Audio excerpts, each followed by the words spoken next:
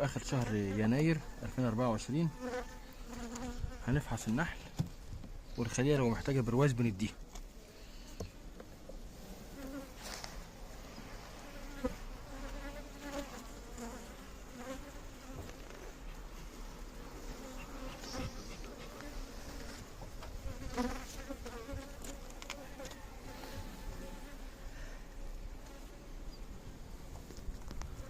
حضانة ما شاء الله